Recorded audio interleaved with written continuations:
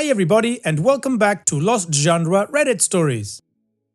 This post is from the subreddit Am I the A-hole and it's by user OddWatercress784. Am I the a-hole for wanting a divorce when my wife said she was tempted to cheat on me?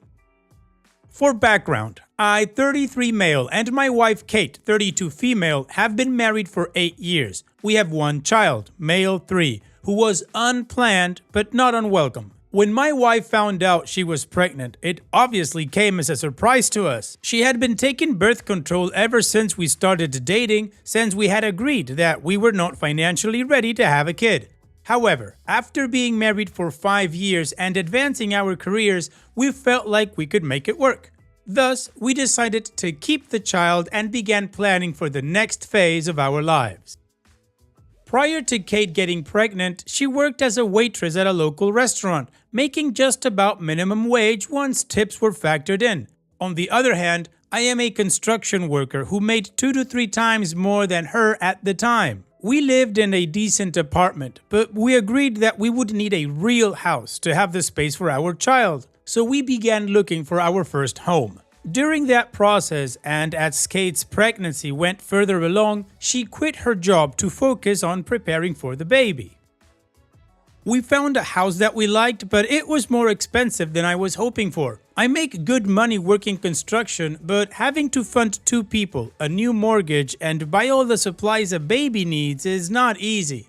I began putting in more hours at work to be able to afford everything, resulting in me being able to spend less time at home with my wife. The baby finally comes and he's a healthy little boy. I couldn't be more proud. But once he was born, Kate began to change. She was more tired and stressed having to care for a newborn, which I don't blame her at all for. I know kids are a lot of work. I essentially had to raise my little brother who was 10 years younger than me growing up. However, Kate would also complain that I wasn't around very often and that when I was home, I wouldn't help with the baby as much as she thought I should. I explained to her that to be able to afford the house, the baby, and the 2 of us by myself, I had to put a lot of extra hours in. I also told her that when I come home every day, I am exhausted. I lift heavy crap for a living. I'm lucky to be able to make it through the day without my back being terribly sore. Still, I tried to help out more. I changed diapers where I could, fed the baby where I could, etc. The only thing I refused to do was get up in the middle of the night, which is something I know upsets her. My reasoning is that I'm barely getting 5 hours of sleep at night, and if I get any less, I'm going to be an utter wreck on the job. If that happens and I get less hours or even get fired, we're financially screwed. As time went on, we kept making it work, and eventually things get less crazy and stressful. The older the kid gets, the less constant attention and work he needs from us. That's not saying caring for a toddler is easy, but it's easier than caring for an infant who can't sleep through the night. Now, 2 months ago, Kate suggested that she get a regular job again and that we use the extra income to pay for a nanny and in general help with the expenses. I agreed because I was exhausted and the idea of being able to put in less overtime sounded great. Fast forward to last night and Kate has been working as a cashier for 6 weeks now. We've hired a nanny and the money situation isn't nearly as tight and I was able to work less. The only problem with Kate working now is that I'm not able to see her in the mornings, which is usually when I would see her due to how my shifts work. I thought things were going great until Kate sits me down last night to have a conversation. She admitted to me that there's a guy at her work who's been flirting with her despite knowing she's married. He's funny, easygoing, handsome, etc. She said that he asked if she was available to go on a date behind my back. And though she said no, she was sorely tempted to say yes.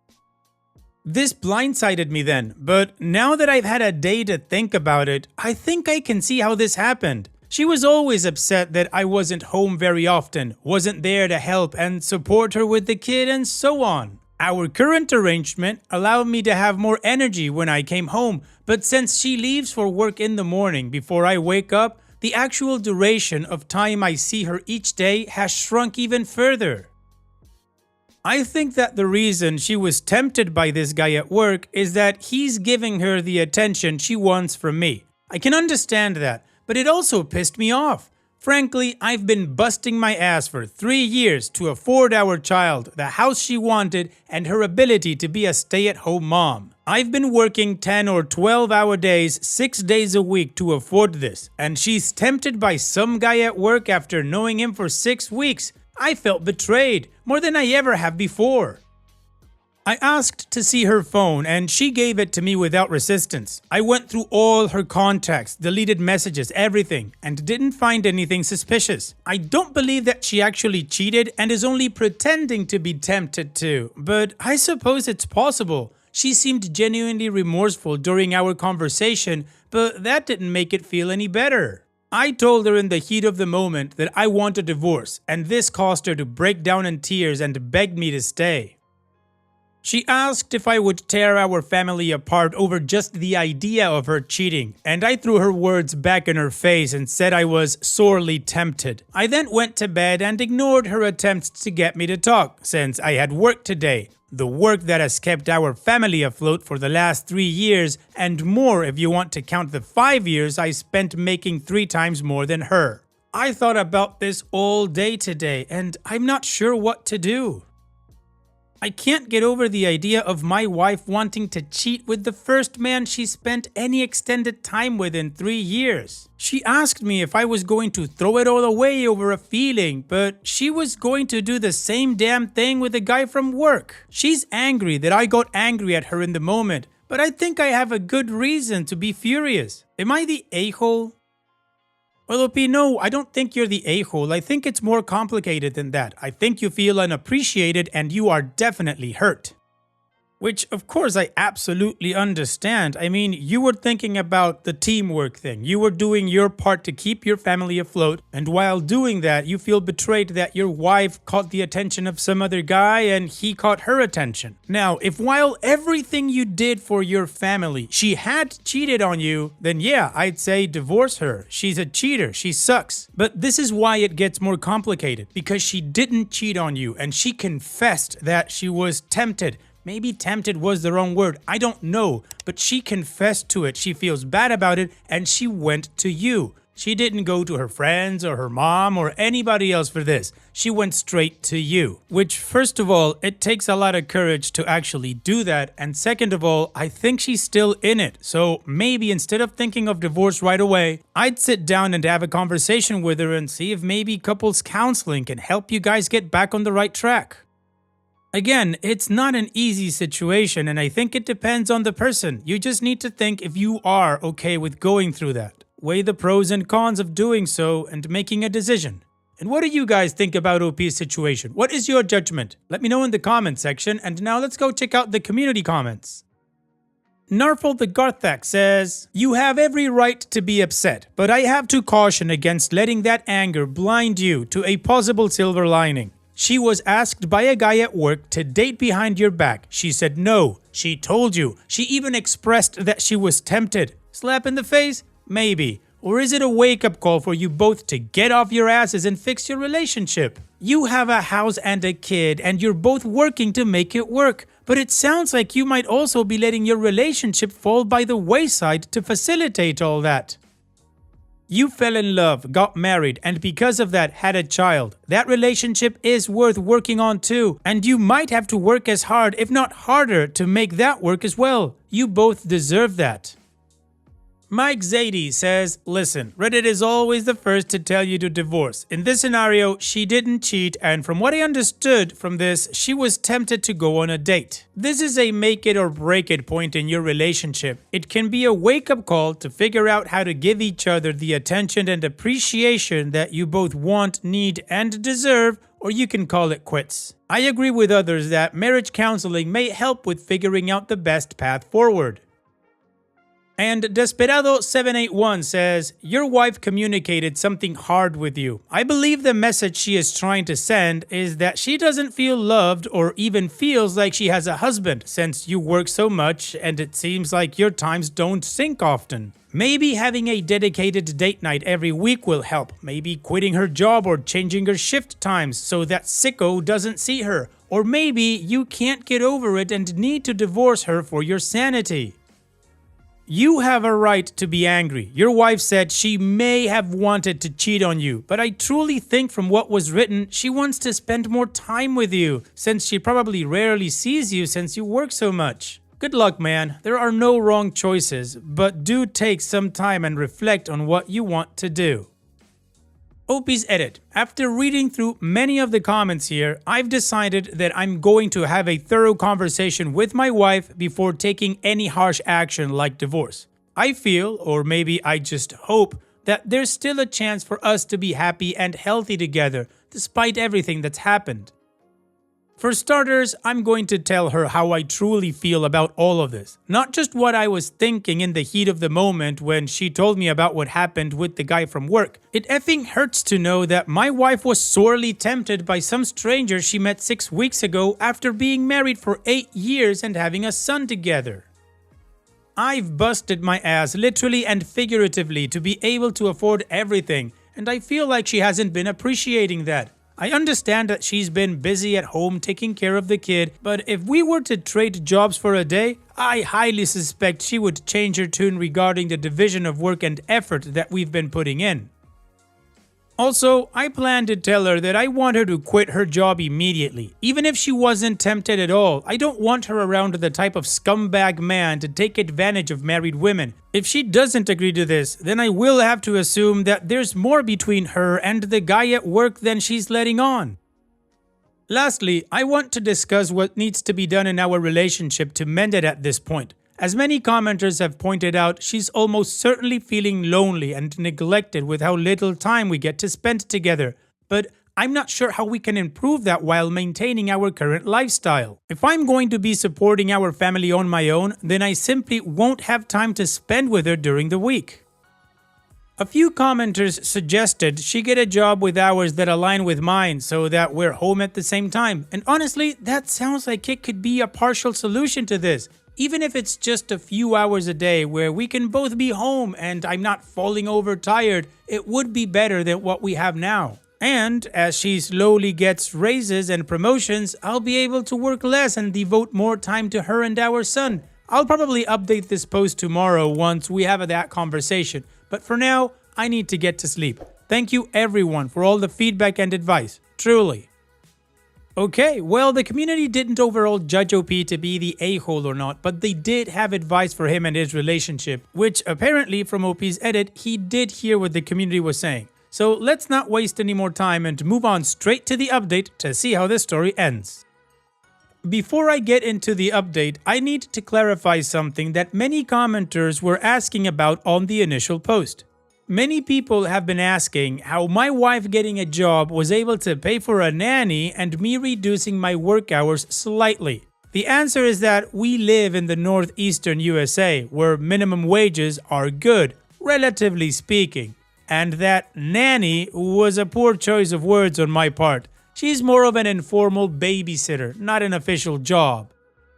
She's a college student who wanted to make some money while taking online classes without dealing with the hassle of getting a real job. My wife makes around $16 per hour with a standard 40-hour work week, while we pay the babysitter $10 per hour for 5 hours per day, 5 days a week. After taxes on my wife's income and paying for the babysitter, we have around $900 a month left over that has allowed me to reduce my hours slightly. Now for the update. I called in sick to work today, which is something I rarely ever do, and asked my wife to do the same so we could sit down and talk about everything. She agreed, and this morning we had a long, heartfelt discussion. I told her that I was sorry for what I said in the heat of the moment. I don't want to divorce her. I was angry and hurt and wasn't thinking about the damage threatening divorce would do.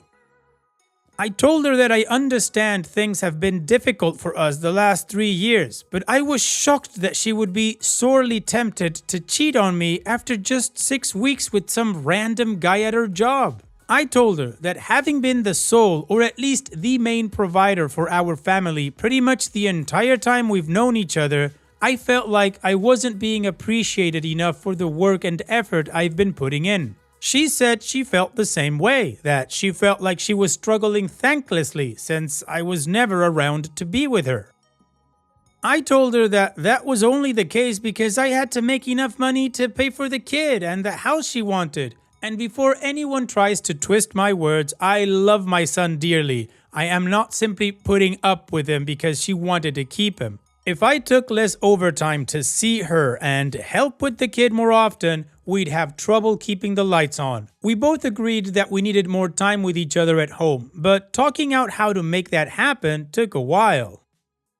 Eventually, I told her that I stand by what I said to her when we first bought the house we are currently in. It is too much house for us. It's a 2-bedroom, 2-bath house with more area than we need, and the mortgage and property taxes are too high. I brought this up when we first looked at the house, but my wife insisted that this would be the perfect house for our family to grow up in, and that once it was paid off, we would be set.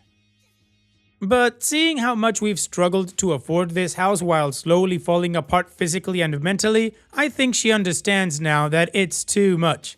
After some prodding, I convinced her that we need to start looking for a house to downsize into. Selling our current house will give us enough cash to pay off the mortgage, though not by much. Once we're in a smaller home with smaller expenses, I won't have to work as much, meaning we can spend more time together as a couple and family. She told me that she just wanted me back, and I honestly almost cried hearing how much she meant it. I was so focused on work and paying the bills that I lost sight of what we needed as a couple, and our marriage very nearly imploded because of it. So, the final issue to address was her job, and more specifically, the scumbag who was hitting on her while knowing she was married. Given our current financial situation, it would be stupid to make her quit her job and go back to staying at home. Plus, it would probably only make her feel trapped again since she only recently got back out into the world after being a stay-at-home mom. However, I can't stand the thought of that guy even looking at my wife, especially since I know she harbored some sort of interest at some point, even if it came from loneliness and desperation. I told her that at the very least, she needs to report the guy to management or HR and ask for different hours so that they are never in the building at the same time. If that happens, then there's no reason for her to just quit. But if that doesn't happen, then I'll be helping her look for a new job immediately. Things are still difficult right now, but as I type this a couple hours after the conversation, I think we've pulled back from the point of no return. We're both just taking the day to calm down and think rationally about what needs to happen to get our financial and personal relationship back on track. But I'm hopeful. Thank you so much to all the people who gave advice and constructive criticism. I know lots of you suggested couples therapy, and while I'm considering it, that's another big expense I don't want to take on right now unless it's absolutely necessary. If things continue to improve between my wife and me, then we won't waste the money. But if things start to stagnate or get worse again, then I'll bite the bullet and suggest getting professional help to her. Well, OP, to me, this is a happy update. You guys were able to communicate, came up with a plan together, and have something to work towards too, which is something that you both want, your relationship. So on that note, here's wishing you both the best in the future, OP. Thank you for sharing and take care. And now, let's finish this video with a mood booster post. This post is from the subreddit Malicious Compliance, and it's by user AppropriateRib9996. Make this pack of beers fit in that fridge. They don't fit. We were going camping 40 years ago. We had a pop-up trailer with a built-in mini fridge with a sink and cooktop. My dad said, "Put these beers in the fridge." I took the beers, I don't remember exactly, but I think it was a 12-pack of long-neck glass bottles. I opened the fridge and put the beers in. They didn't all fit. I put them all upright. I guaranteed that the door could close and that none would fall out when you opened the fridge. There were some in the door where condiments go. It was pretty full. I reported back. They were angry when they heard that they didn't all fit. They commanded that I go back and put all the beers in the fridge and not come back until that was done.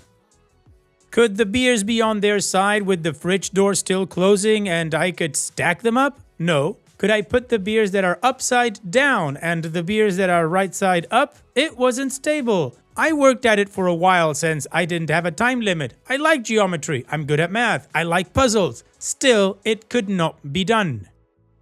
I was satisfied that volume of the beer challenged the volume of the fridge, and that there were possible alternative unstable stacking methods that could get some more bottles in there, but woe to anyone who opened the fridge because the cascade of beers would be impressive. Feeling confident, I reported back that the request could not be done. They were enraged. It strikes my adult self that I should have just reported victory and hid the other beers somewhere else in the camper until there was room in the fridge. Maybe I should have drank the ones that didn't fit. I was young though. Didn't think of that. They were so mad I had to go back and fit them all in the fridge.